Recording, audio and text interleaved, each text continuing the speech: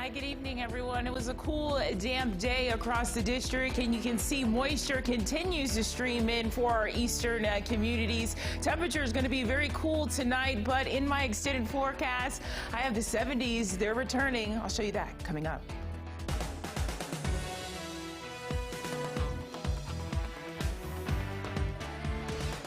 Tonight on DC News Now at 9, one Virginia school district pushing to unionize. What the newly proposed deal could mean for teachers, bus drivers, and staff. And punishing delivery drivers for blocking roadways. That's what some DC council members are calling for, saying it would help with already congested streets. We're live in the district with what action would look like. Plus, I prayed for my life. I prayed that there would be a sign that somebody cared about me.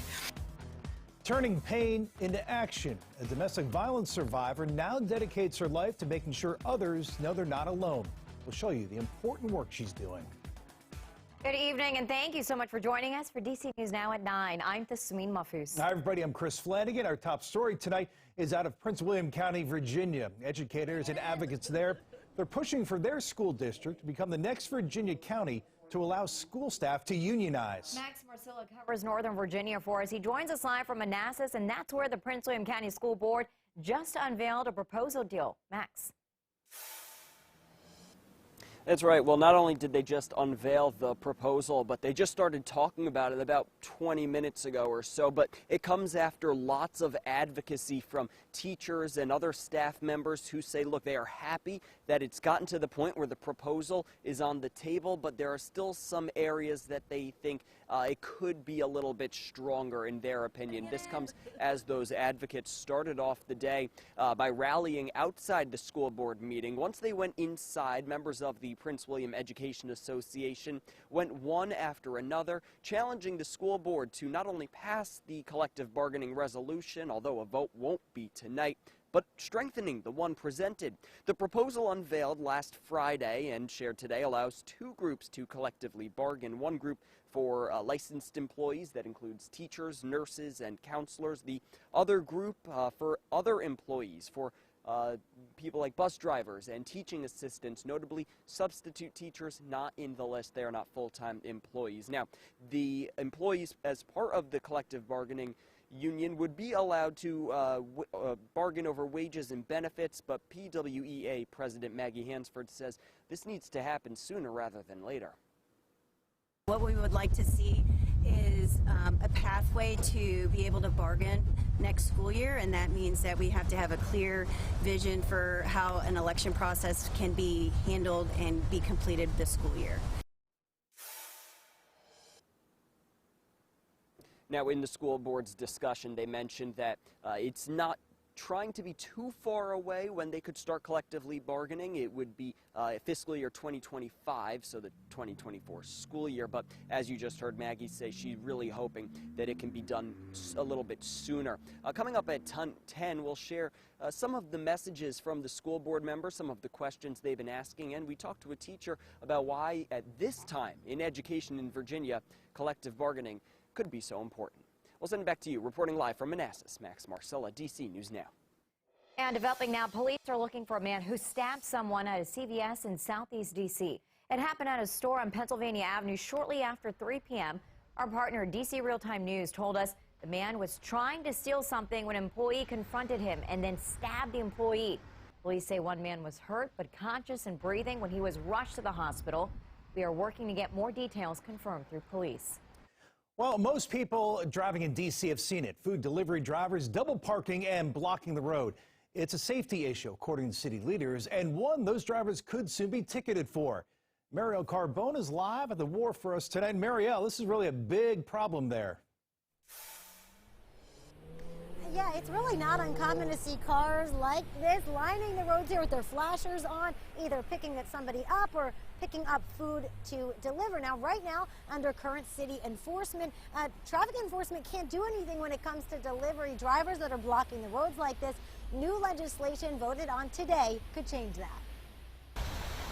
On any given day at the wharf, the roads can be overwhelmed with delivery drivers picking up food for companies like Uber Eats or DoorDash. But a lot of times they'll park in places that are not loading zones, not parking spaces, and they block other people who are just trying to drive. Rebecca Hunt is a junior store manager at the Shopmate in D.C. She'd like to see the congestion change. I think I'd love to see more responsible delivery drivers for other services, not just Uber, and if this is the way to help encourage that, I'm for it. Tuesday, D.C. City Council passed this temporary bill, closing what city leaders call a loophole in district rules. Right now, the Department of For-Hire Vehicles can only write traffic tickets for vehicles that carry people, not food or other products. So while it can cite an Uber driver for blocking a roadway, it can't cite an Uber Eats driver. The bill changes that, giving it power to ticket all. It says to me that there's not a conversation happening between the people who live here and work here and the people in government. But Erica Dupree, who drives for Uber Eats, says it's predatory given how little parking space exists in the district. And I don't think really it's fair to people who are just trying to make a little bit of money to worry about incurring extra fines or tickets just doing their job. They are closing what they perceive as a loophole. It may not be fair. Horace Bradshaw is a traffic attorney and says even if this may seem biased, it means drivers need to pay attention at all times. They have to be aware now. They have to be aware that they must follow all the rules. Now, this won't affect Amazon drivers or UPS drivers. Now, emergency legislation on the same matter, it was also passed 2 weeks ago, and that is waiting for a signature from the mayor in addition to today's legislation that was passed, and then it does need to be reviewed by Congress. Reporting live in the district tonight, I'm Marielle Carbone, DC News Now. All right, Marielle, thanks. Well, staying in the district tonight, Metro is cracking down on riders who skip out on paying. Transit System says it lost tens of millions of dollars this fiscal year from fare evasion. So to keep it from happening, they're going to start fining people starting next month. With more details on Metro's new strategy coming up in our next half hour. All right, time now to get a check on the forecast with Chief Meteorologist Janessa Webb. And Janessa, like we saw in Marielle's live shot, it's pretty windy outside. Yeah, definitely seeing a breeze that's coming out of the north, and every time we see a northeasterly breeze, you know, cooler air is currently intact. And you see today people with the big poofy coats. I had to kind of laugh because our temperatures, yes, they decrease it fairly quickly, and it's almost like a mid-November feel that's sitting across the district. So right now, our satellite composite radar, we just cannot get rid of this stubborn rain turning into a nor'easter. Currently, you have the leftovers of Ian currently spinning offshore, and it's really impacting all of the Northeast. So our eastern counties getting the brunt of this moisture and lingering into our west, but kind of starting to dissipate. And that's the wonderful news. This will continue to decrease as we head into about that midnight hour. And we're actually going to be sitting in mostly cloudy skies until about 7 a.m. tomorrow morning. And then we have some more light showers. So predominantly Prince George's to Montgomery County dealing with the bulk of this rain. You can see this band right here about to make its way into Silver Springs, into the district as well. Right now it's light on the scattered side. Charles, King George County, Culver as well. Showers continue before they drop into the Potomac. So our high temperatures definitely struggled this afternoon. We are significantly below average, only a high of 55 for the district, so beating records for the lowest high temperature of the day. And so most of the surrounding counties in the lower to mid 50s. And right now, watching visibility being reduced out towards Baltimore and the northern neck into Annapolis as well. And as the rain and this very low cloud deck continues to make its way more towards the west, visibility will continue to go down. So we just have a few more hours of this stubborn rain before the weather pattern really starts to change here. Get ready for more sunshine and temperatures. They're back in the 70s. I'll show you when coming up. And we are so excited about it. Thank you, Janessa. And also, October is Domestic Violence Awareness Month, and Montgomery County is kicking off a campaign called #WalkInTheirShoes-MoCo. Yeah, it's all part of a mission to raise awareness and provide resources for those who need help. Our Cheyenne Corinne covers Montgomery County for us, and today she heard from a domestic violence survivor in Rockville who's now an advocate for others. Pretend you're wearing a pair of flat shoes. They're flat because you need to be able to run quickly.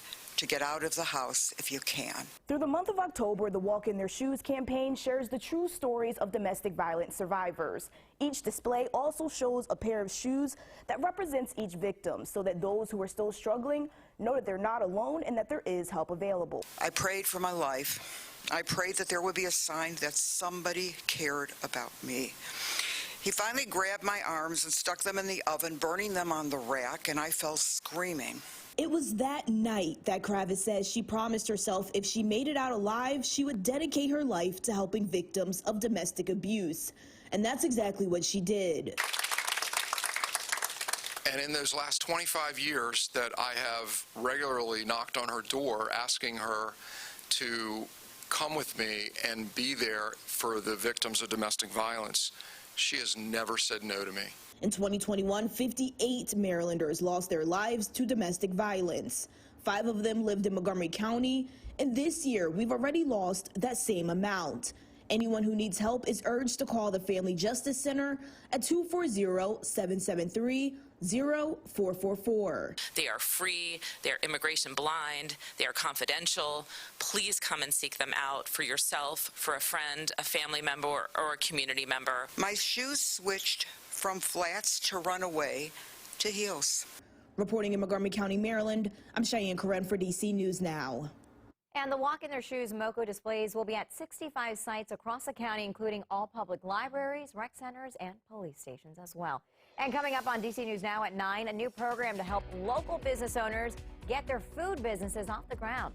Plus, jumping into action, a couple of good Samaritans stop a gunman right in his tracks. And get this, it's all caught on camera. Footage into our newsroom tonight. You're watching DC News Now at 9 o'clock, covering the news where you live, from the nation's capital to West Virginia. Stick around. We'll be right back. More news and weather.